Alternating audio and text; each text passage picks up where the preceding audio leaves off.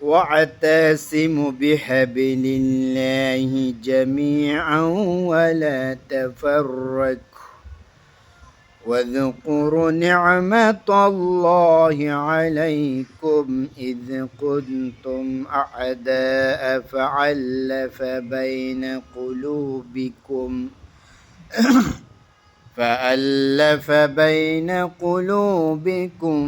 فأصبحتم بنعمته إخوانا তোমরা সবাই মিলে আল্লাহর রশি কোরআনকে শক্ত করে আঁকড়ে ধরো এবং কখনো পরস্পর বিচ্ছিন্ন হয়ে না।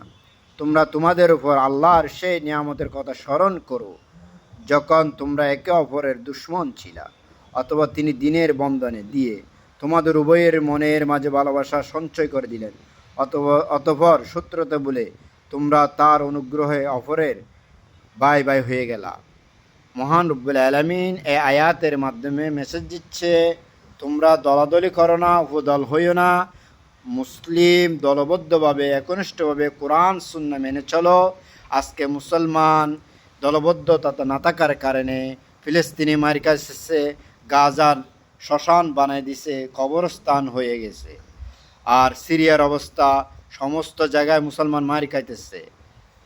আরকানের অবস্থা কীরকম, কাশ্মীরের অবস্থা কীরকম, মুসলমান যেখানে সেখানে মার খাইতেছে। 200 কোটি মুসলমান থাকার সত্ত্বেও মুসলিম দলবদ্ধ না থাকার কারণে, মুসলিমদের লিডার না থাকার কারণে, একজন নেতৃত্ব না থাকার কারণে আজকে মুসলমান লাঞ্ছিত, অপমানিত, অবদস্ত। তাই মুসলমানদেরকে আল্লাহ এই আয়াত দ্বারা মেসেজ দিচ্ছে, তোমরা দলবদ্ধভাবে থাকো, তোমরা বিচ্ছিন্ন হয়ে না। অবশ্যই তোমরা আল্লাহর উপর বিশ্বাস রাখো। তোমরা মুমিন হিসেবে যদি বিশ্বাস রাখো তাহলে আল্লাহ অবশ্যই তোমাদেরকে বিজয় দান করবে। আমিন।